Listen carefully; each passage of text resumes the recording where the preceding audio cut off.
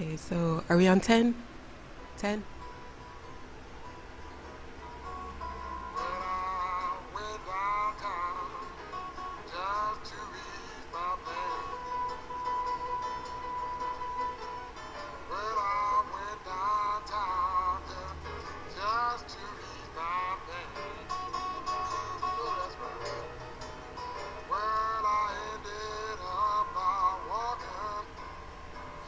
Hello, and thank you for tuning into a retrospective review presented by nofearOCnetwork.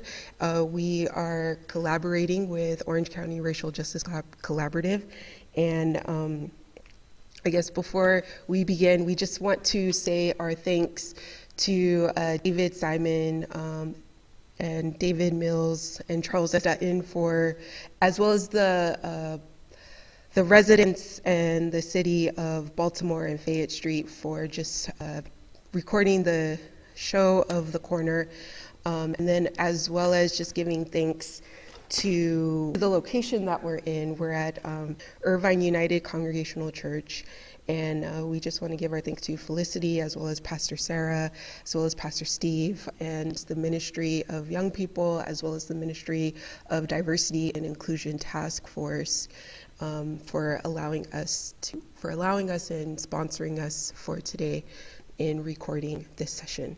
And so I guess what we'll do is we'll go ahead and say what the description of the show is, and then we'll go ahead and pass around the reviewers that are here with us tonight. So this is episode 4, Dope Fiend Blues, directed by Charles S. Dutton, written by David Simon. The episode originally aired on May 7th, 2000. And I'm going to go ahead and read the description off of the Wikipedia page. Attempting to go straight, Gary gets a seasonal job at the crab market where he worked in his youth. When an addict gets shot, a local artist named Blue realizes the time to clean up his life is now or never. DeAndre has a new girlfriend, not knowing that Tyreka, whom he's been ignoring, is pregnant with his child. With his mother in rehab, DeAndre turns to Gary for some money to feed the family. The real DeAndre McCullough makes a cameo appearance in this episode as a police officer arresting Blue. The real Tyreka Freeman makes a cameo appearance in this episode as a Checkers employee, and the real George Blue Epps makes a cameo appearance in this episode as a counselor. And my name is Daisy Ramirez. Excellent.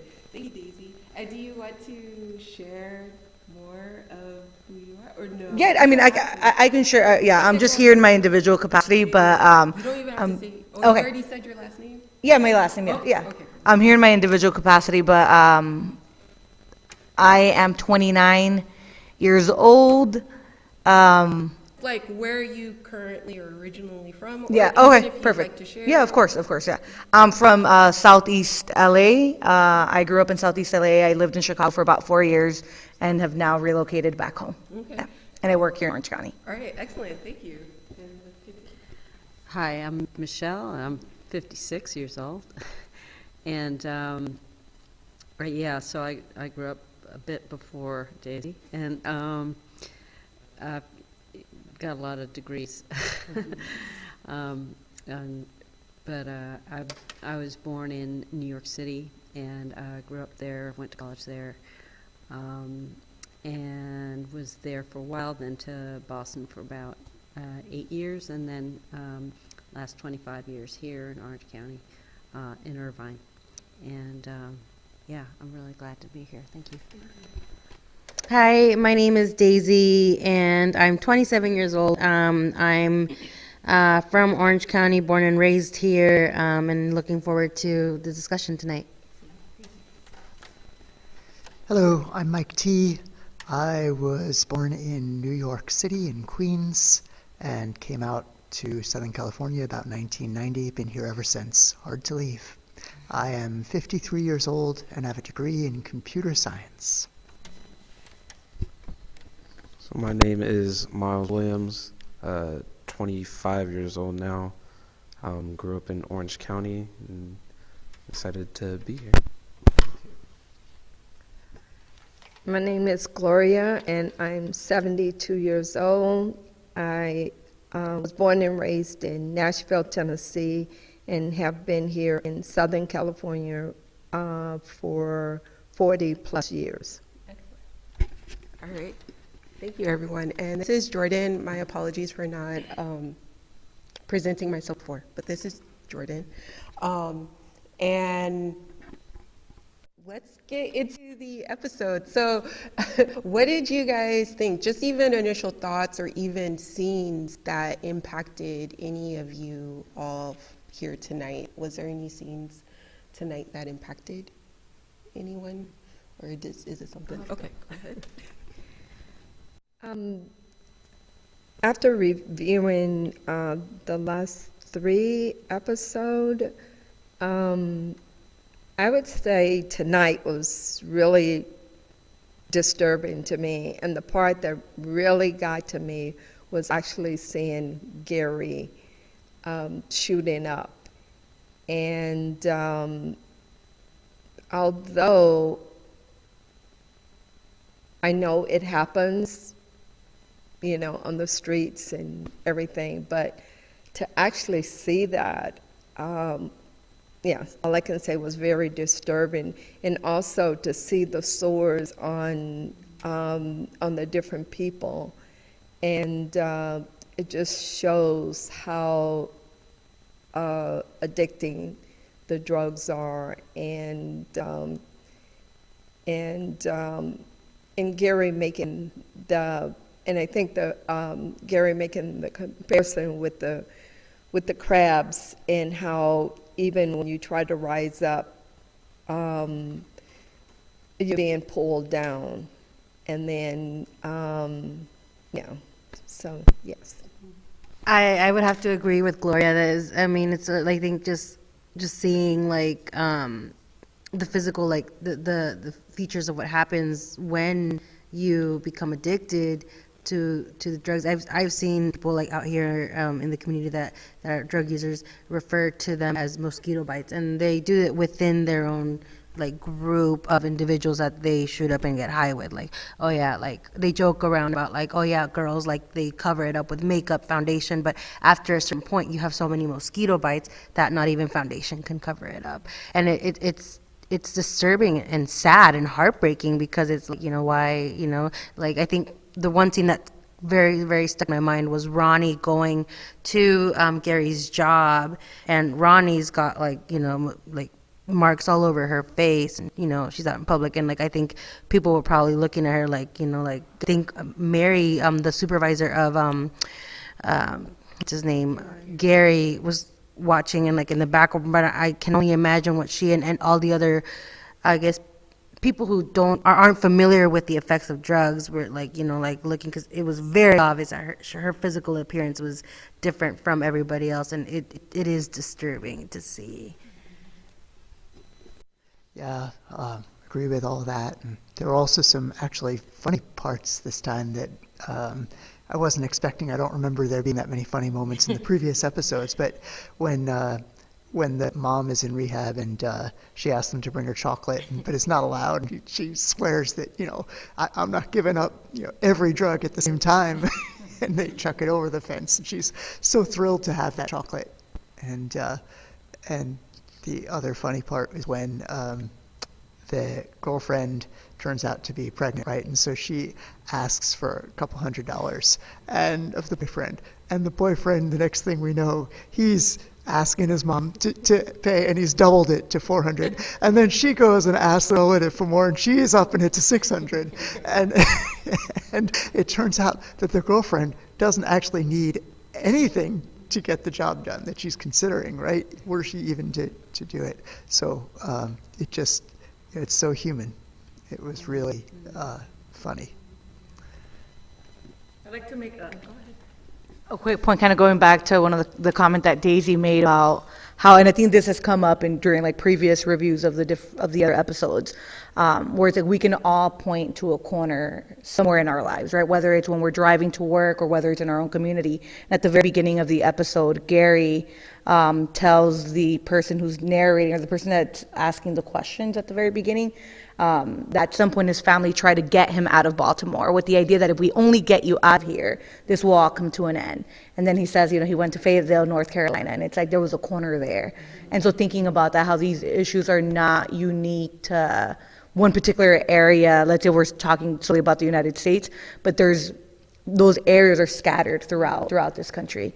One of the things that I wish that the episode would dive a little bit deeper into with the idea of, Gary talking about him wanting to get out, and there's constantly people holding him back, and it being like, kind of this idea of like misery loves company, or like people that are struggling like to be around other people that are struggling. But tackling more like the systemic issues that make it difficult for people to ever even exit from these things, right? It's like what, for someone like DeAndre, to kind of decide is the only option that I have working here versus making X amount of money potentially doing this other thing on the corner.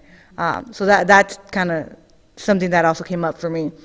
The last point I wanted to make, in the same scene where they're kind of throwing over the chocolate, is it Fran? Mm-hmm. Fran, right, tells Gary, right, I can get you at the top of the list. He says, no, I'm going to quit.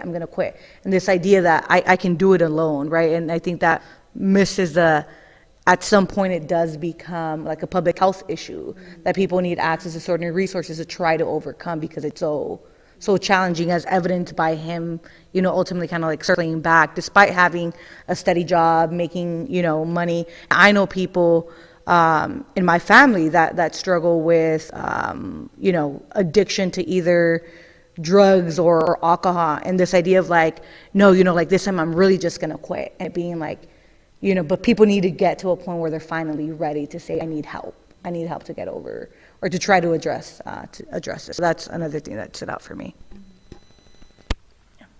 Yeah, you were asking about like scenes that were impactful, and you just reminded me when what's the mom's name again? Fran. So when Fran comes back and she's seen to the corner, and there's a point where I don't know if it's her sister. I'm newcomer, Bungie, and she goes, well, let's see how long that lasts.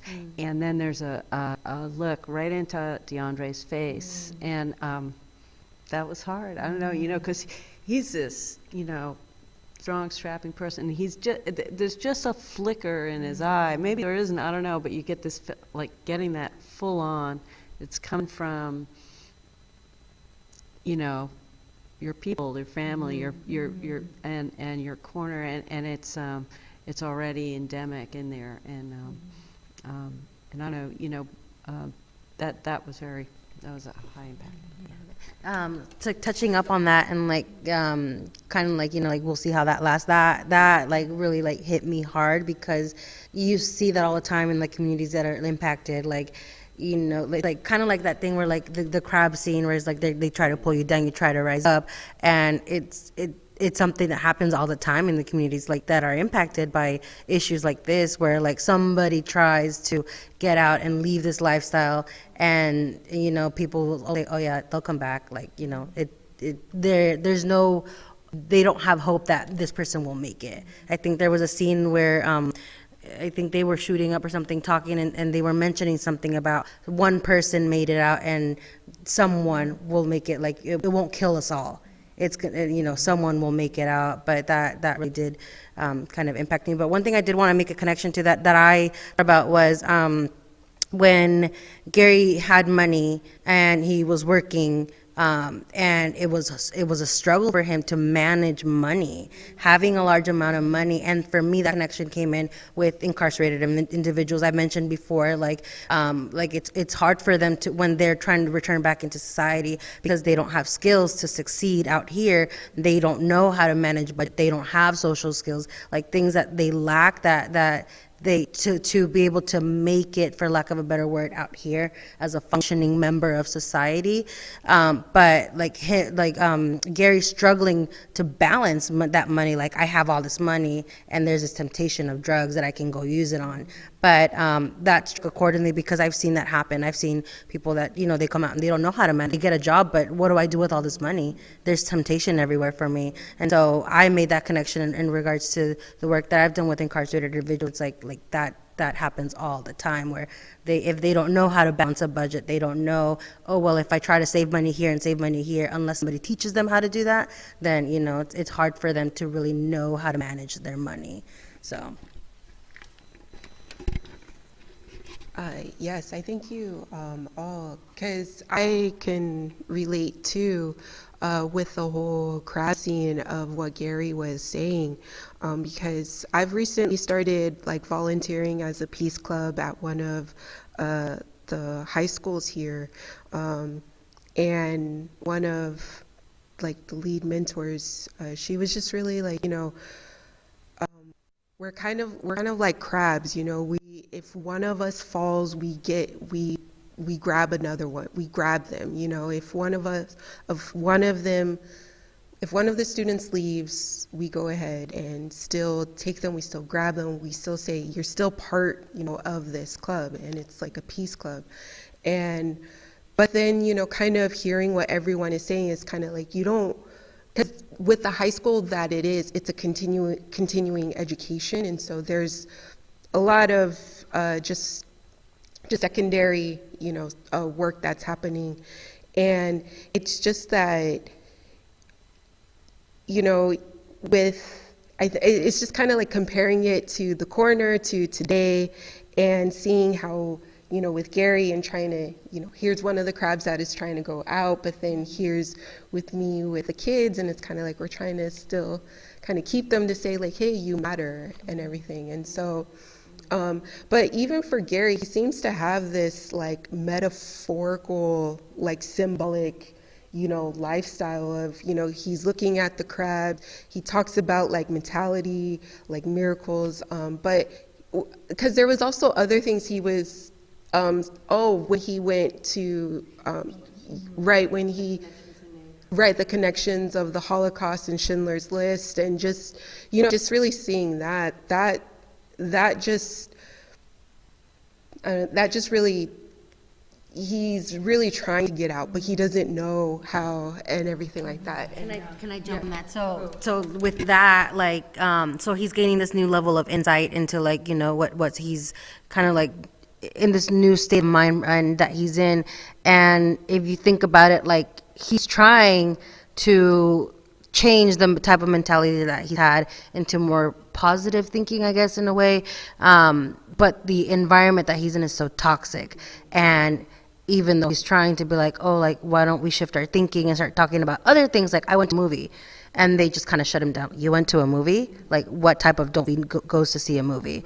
And they don't even want to engage in the conversation that he's trying to bring that's other than drugs, like, they just want to talk about something that is drug related, and he's trying to go up one step above that. So no, like, let's talk about other things. And I've seen that happen again out in the community, like that someone's trying to change the type of like environment they're in, the way they speak, and in a better, like in a positive, more positive way. But the toxic environment you're in can sometimes suck you back down and just shut you down. And Yeah, I'd like to kind of go back to that, because I think it's kind of like a recurring thing that's popping up, like this idea of like, I want to hold you down, or I want to put you down because I don't want to see you succeed. And I think if we think about what's the root cause of someone not wanting someone else to succeed, right? And I think a lot turns back to like, that person is hurting, right? That person thinks they're going to be left alone, right? Like they're going to be left behind while this person kind of changes their lives and is doing all these new things. And kind of going back to the point about education, and recently I was talking to some coworkers about this, but it's kind of like a different way of connecting the whole crab situation, and kind of back to the point that I made in terms of like just access to resources. And it's almost like this survival of the fittest mentality. Like, there's only so many tickets for people to exit. The high school that I went to, it was very overpopulated high school. We had tracks. The graduating class my year in 2008 was maybe about 800, 900 students. We had one college counselor. So I had so many of my friends get turned away come, time when we were applying to colleges, because there just wasn't the capacity to try to help them, right? I was I was one of the folks that got access to that. You know, I ended up going to school. I went to school in Chicago, and thinking about like it wasn't because I was any smarter than my friends. It wasn't because I had worked any harder, but there were people that had worked just as hard, people that were just as smart that could have made it had they been granted that access to resources. And let's say for someone that maybe didn't get that access, them kind of thinking like, well, you know, you left, now you came back, you think you're better, because I think that was kind of covered in the episode. This idea of like where, rather than being like, oh, you don't want to see me succeed, it's maybe not you don't want to see, but you wish maybe that you also had the opportunity to succeed. And it's coming more from a place of void and hurt. And I think that's where we kind of tie it back to, is like when people are fighting over, you know, like scraps, like, yeah, then it's, you know, that's the, I think one of the big issues, like we're pitted against each other for the limited resources that are available in some communities to be given the opportunity to exit at some point.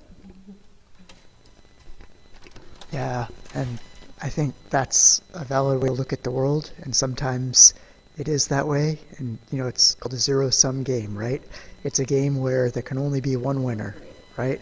But the truth is, in so many times, the world isn't like that, right? It's not a zero-sum game, and we can help each other as long as we believe we can do that, right? And just getting in our own way, when we're saying, you know, I gotta get what I deserve, and so I'm going to push that other guy aside, and then we both get screwed, in truth, right?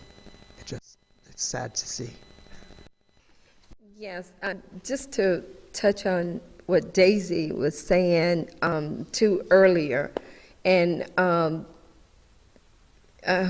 guess it's really heartbreaking to me that the resources are so limited, you know, and maybe there were more in this location other than what they were, than what they show or was said. But yes, that was the other part. It's just that it was like it was only one rehab place for them to go, and so, you know, the success rate, you know, unless you have enough willpower,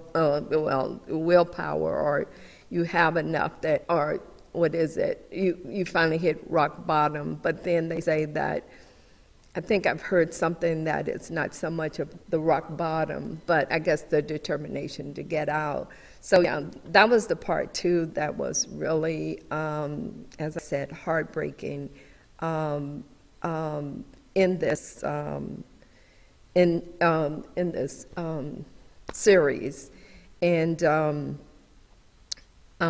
me say, I had another thought. I guess I am getting really emotional about this, and I thought about today. I was watching Dr. Oz, and it was really interesting because it talked about women that fall in love with inmates. And one of the ladies, she ended up marrying a man that was in prison, and he got out, but they ended up getting a divorce. And she said that the problem is that he didn't know what to do once he got out, and you know, really the resources was not there. And so she made a point about being free. So even you have this idea about being free, but once you are out and free, you're still really not free. And it really, that also really touched me. And hopefully, and sometimes I do hear that there are some resources available for some of the prisoners, inmates, you know, once they are freed. But, you know, if there are more places available to them, would be really great. And I think it's all about educating them to let them know that these resources are there also. So, anyway. Maybe another thing that popped up When Gary was talking to folks about him having watched the movie, and he said, once they dehumanize you, they can do anything to you. That really struck a chord with me, because I think that's so, right, like, I mean, we see it every day. Like, you portray people as less than, and at that point, you've already justified in your mind what you can do to them. Oh, also when Andre went with Gary to go see Fran at the rehab center, and Andre tells Fran, "You look really good, Mom," and then he says, "You look really good too. I feel like I'm seeing you for the first time in a really long time." And that really stood out, because I think for a lot of folks that are battling with, whether it's drug addiction or alcohol addiction, so much of their life is spent just kind of like, they're not there, right? In a daze. So that also kind of popped up for me. Yeah, I agree. One of the things about this, seeing it, because this is almost 20 years. I remember when it came out, and but there's so much. It's so stark with the imagery. I mean, it's something. Where I grew up in Manhattan, but there were places like that. And I got to learn about things, that was sort of like there was this line and it was there and here. And the only thing I can say for having grown up a little more is that there's really isn't. It's a continuum of stuff. And we're talking about, when you're sort of over that line of addiction, or when you're over that line of being inside. There's a line, but I've lived with functional drug addicts, I've lived with people with so the access to resources is definitely a difference. But I see it all, one of the things that's hard when you see it so graphically, you think, oh, that's not me, that's not.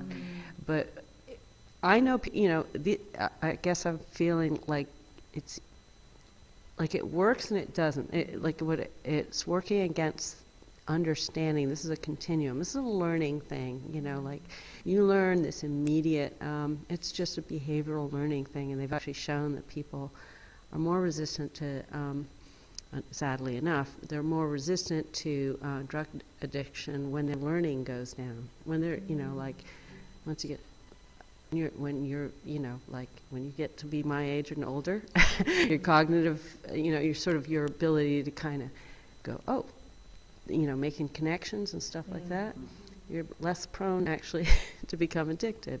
And so it's sort of, it's not so much about, drugs and I mean, I know all this kind of, I'm a biologist and stuff, but I guess the thing that really affects me is that if we could just see it as, these are all real, these are the same things. So this is learning, and it's actually adapted, it's an adaptation to what your resources are, what's available to you.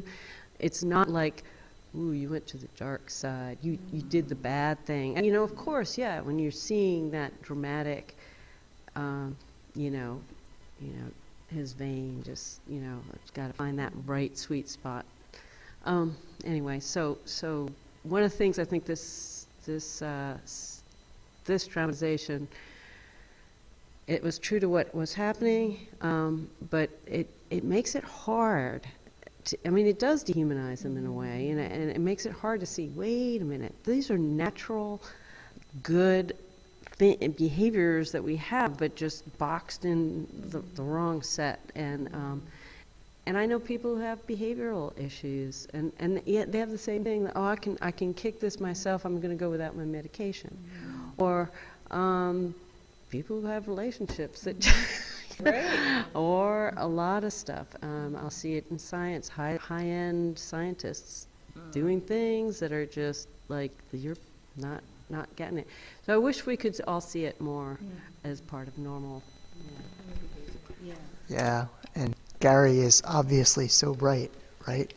And he's addicted, can't get out of it himself. But one of the things on the list here is about, does this still apply to the present day, right? And it's just, of course, applies to the present day. And we've gone through this whole cycle of the war on drugs that doesn't really seem to have made, I mean, what I was going to say in my head there was, it hasn't changed things, but it has changed things, just not for the better. Sure hasn't helped, people not to be addicted to drugs. So what you're saying about these being natural human behaviors and just in maladaptive, right? It's an environment where people's normal, natural responses wind up going down the wrong direction, the wrong path, and we need, the societal systems to help with that, right? And I mean, we all know a bunch of things, right, that should be changed for the better that would help with that. It's a long list, right? But yeah, it's the same. It's like the drug might have changed, but there's so much addiction now. And sometimes it isn't even a physical, it's not like heroin or cocaine, right? It's an addiction to something else, right? So it's really sad, but it seems like it just points out how we need to change other things in where we live, our culture and our society to give people a chance not to be like them. But it's really hard to sit and watch these episodes for me. I really have a tough time sitting and watching them because they're in such pain. Not one of those addicts really wants to be addicted and sitting there in this filthy, drug house, right?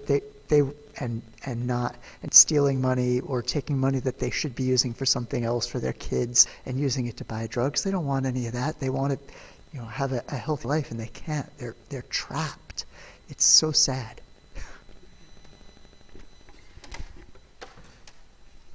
Yeah, just I guess piggybacking off of what everyone is saying, and we've been talking about just resources, and even when there are resources available, there's still a lot of obstacles for those that are trying to get clean. I even know from here in Orange County of just trying to get into the shelters, or just just shelters, and just even a lot more, just trying to just job employment, just so much, that there's always, yes, there's these resources, but then once I go to these resources, it's then not available, or I'm not along within these criteria or lines. I don't fall under, it's kind of like I have to be in real critical care, but then it's like you have to be a resident, and so there's just a lot of things. And then, because our discussion has been going along with like community accountability, and just even how do we become accountable, or even trying to provide resources for others that are looking for that. And, I've started going on to like the Nextdoor app. Have you guys gone? Right? Yeah.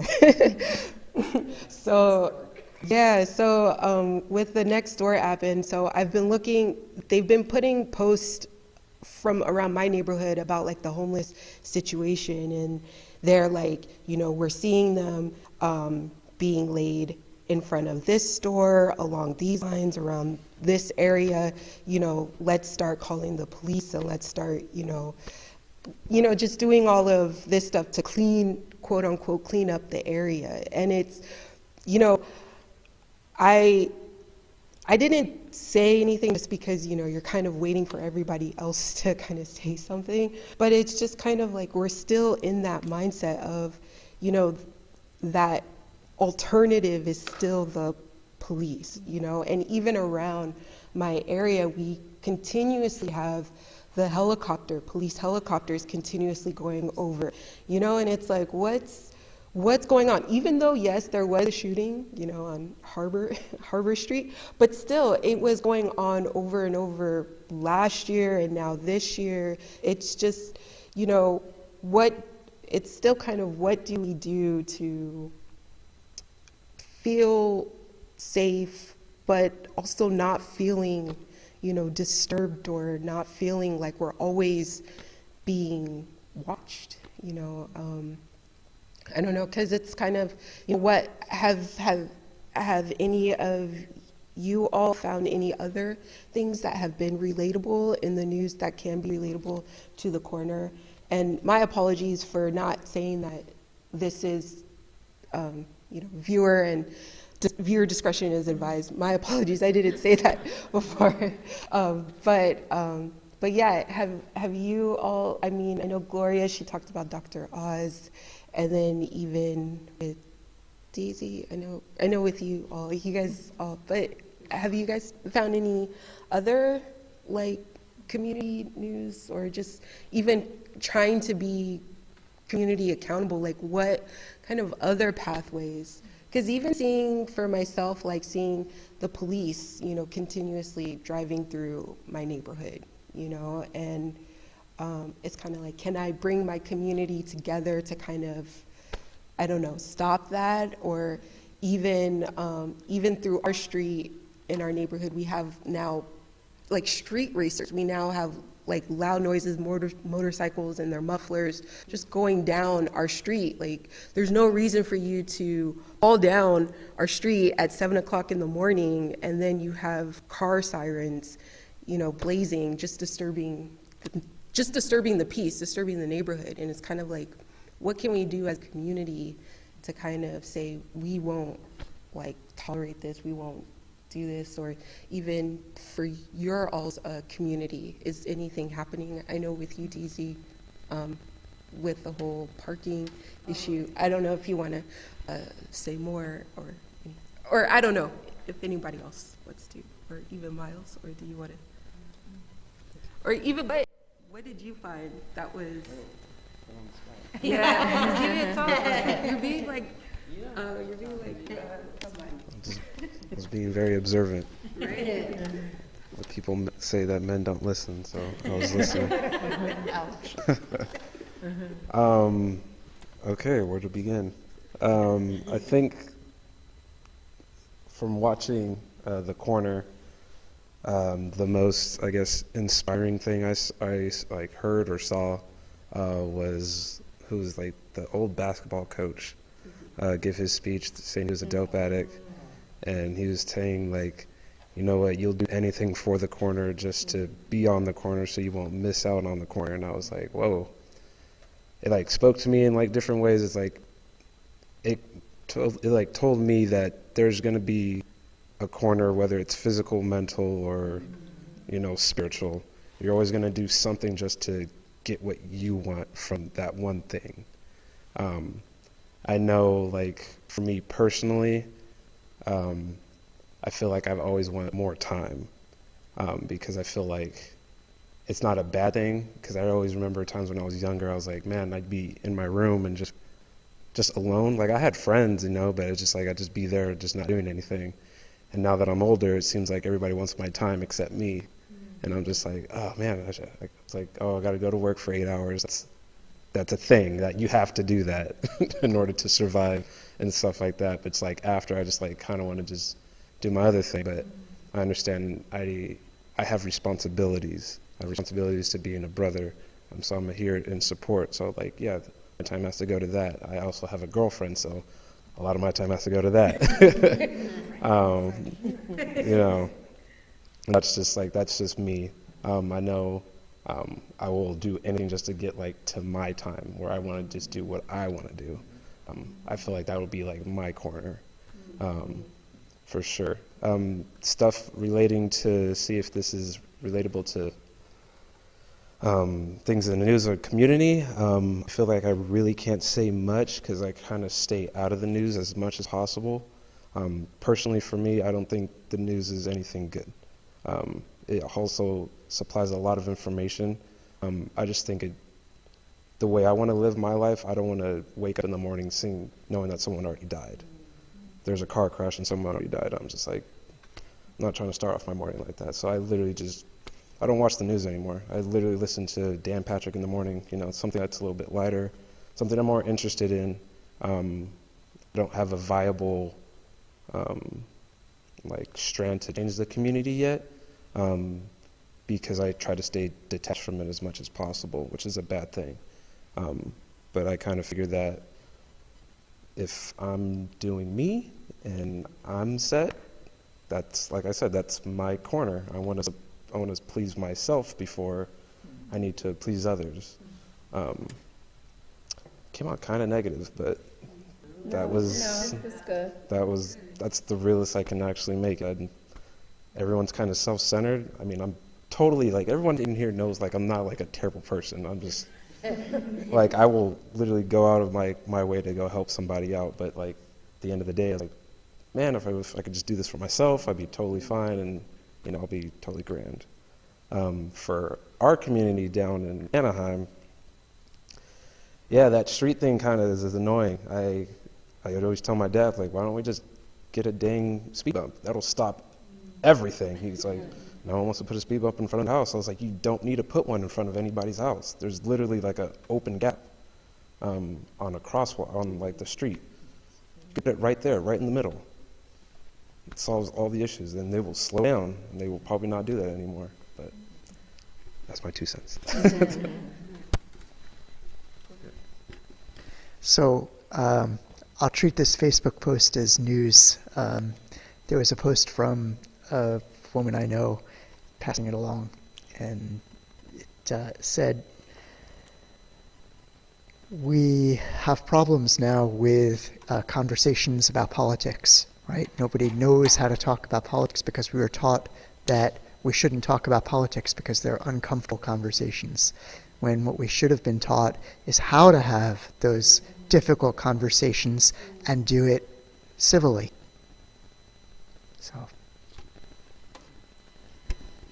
So, yeah, I want to get back to that civil thing later, probably my little minute of shameless promotion. But,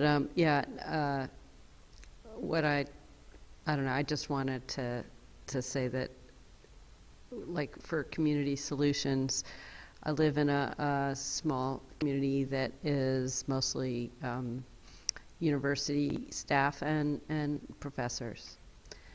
And so I'm part of a group called Community Safety and Diversity. And it's a long story, and there's a back story to it. But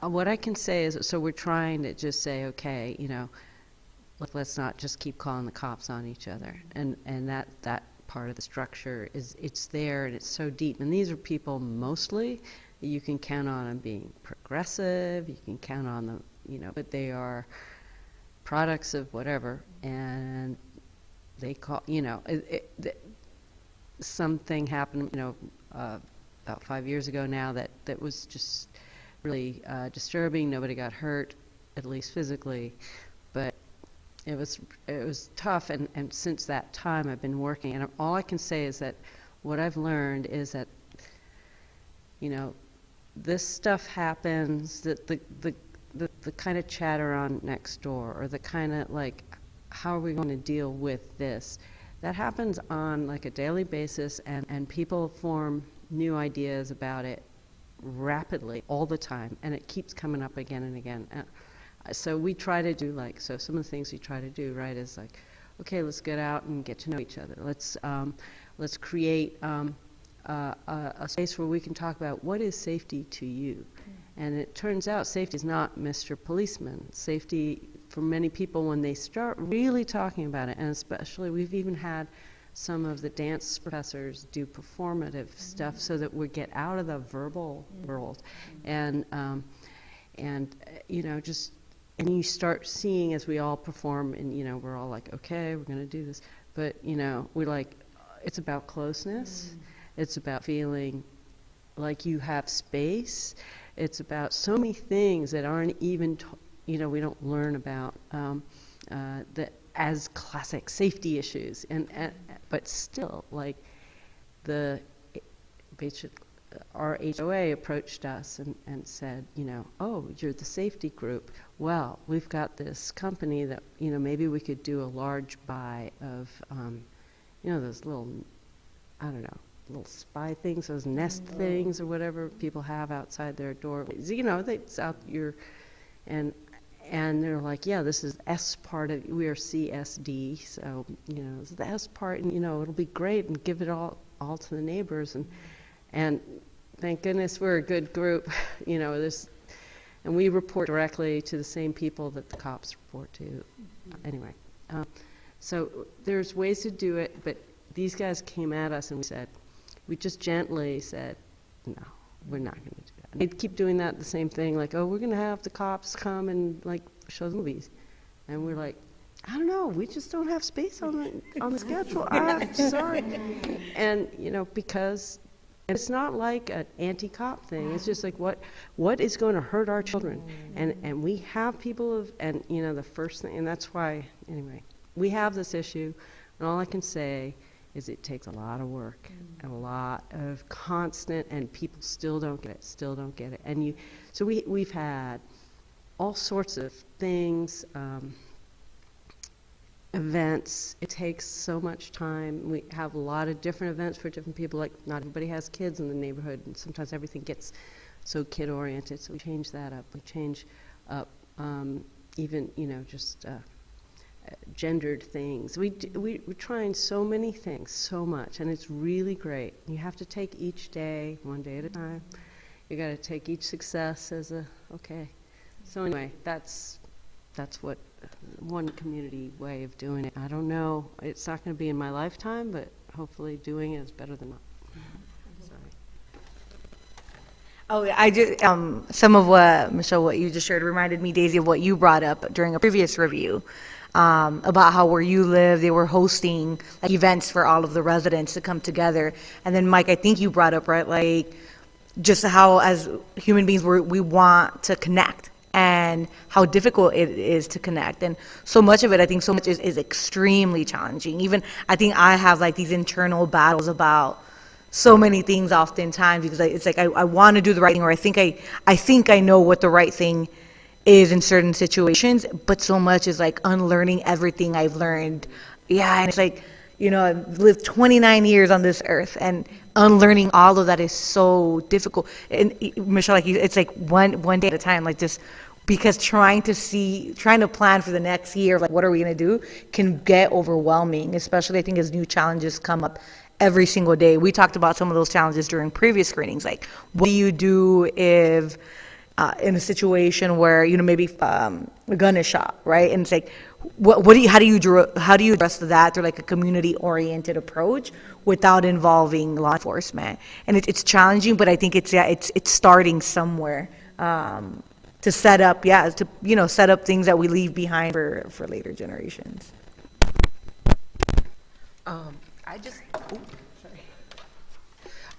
I just like to piggyback what everyone is saying, just particularly of like just time, like how everything, even if you want to get the community involved, that takes a lot of time. And just knowing what Miles said about like, but this is my time. And even kind of going back to the corner and with Gary and just kind of saying, not today, but maybe tomorrow or the next day, not right now. I'm not ready, right now. And it's like, with this addiction to heroin, even though it's drugs, it can also be even things that are positive, just like, exercising. For myself, as much as I want to get down and dirty and, go and do it, it's just, it's maybe not today, but tomorrow. And then once tomorrow comes in, I still want to lay in the bed because, you're still tired. You're not used to it. And so, but it's still about unlearning. And but just realizing, but my time, I have to realize about am I ready for it? Am I truly ready to put that, energy and stuff like that? Because it's like, I've been listening. Well, I love this band. Have you heard of this band called Weapons of Mass Creation? And Miles has. But they're an Anaheim band. But I'm going to do a shameless plug right now because they are planning to play in Riverside Saturday. For Glow Zone in the park. So look out for them on Instagram. But their one song is called My Folks, and one of their lyrics is like, don't quote me, but it's like, I only have so much energy.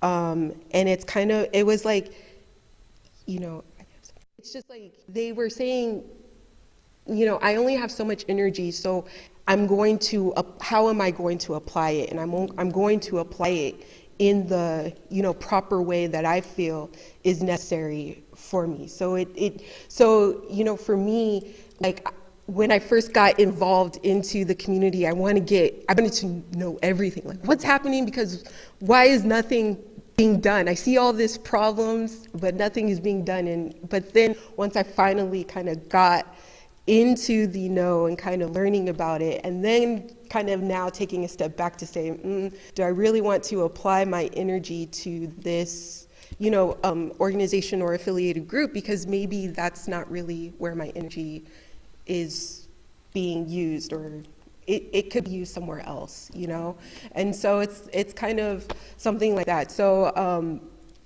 I think I want to wrap it up, but for last, anybody with shameless plugs? Shameless plugs. Oh, yes. So the American Civil Liberties Union, in partnership with Orange County Racial Justice Collaborative, is kicking off a workshop series starting April 18th. The first workshop, the title is Incarceration in Orange County, Key Players. It's from 6 to 8 p.m. at the Xerox Center in the city of Santana. And then we will have more information about the upcoming workshops then. So we would love to have folks join us. I got two of them. One is League of Women Voters is having a information session on congressional and state redistricting.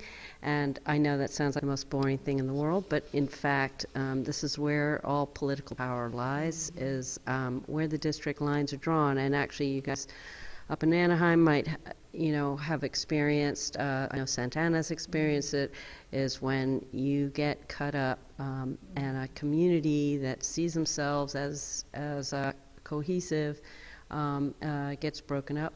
That's one issue. And so this is a learning, how to learn how does redistricting happen. The fact is that it's citizen run, so they have obligations to answer to communities. And it's not just about being on the commission. You get to meet the commissioners and learn about it, but it's also about how you're going to represent yourselves as a community, because come 2021, the census is going to be done. We're going to be drawing the line, so it's all building up to that. So anyway, that's going to be Irvine, Sunday, April 7th, and on OCRJC we'll put up the Eventbrite. Okay. And this Sunday, March 31st in the afternoon, we will be having our monthly OCRJC general meeting. You can get more information like time and location on our website, ocracialjustice.com.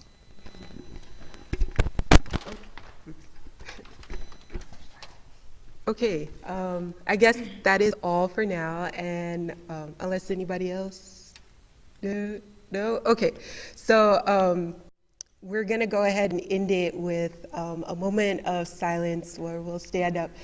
Is there anybody that, anything you guys like to think about, last words or a prayer, or what do you feel Michelle?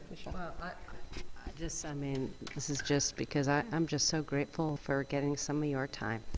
Thank you. Oh, thank you. So my time is precious, and as we were talking about how time is meaningful and one of the most precious things we have, and I'm glad I put this time into being here today. It was definitely well worth it. Thank you. And I'm going to have Gloria end us with a prayer, just because, yes.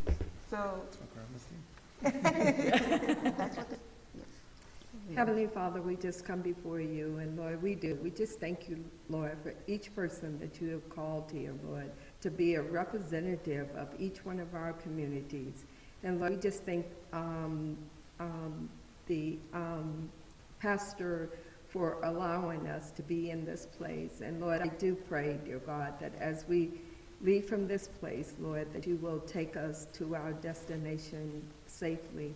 And Lord, we just pray, especially for Miles, who will be leaving April the 3rd. Just keep him safe, and for my daughter and son-in-law who are in Michigan right now. And so, Lord, for each person here, Lord, I would just ask you, Lord, to give them a special blessing, Lord, on the organization that they represent here, Lord. And Lord, just continue to guide and direct us in your way, in your path. In Jesus' name, amen. Thank you. You gotta say bye. You can say bye. Bye. Bye. Thank you for tuning into a retrospective review. Listen to us next week. We will be recording and come through. Yes. All right. Bye. Thank you.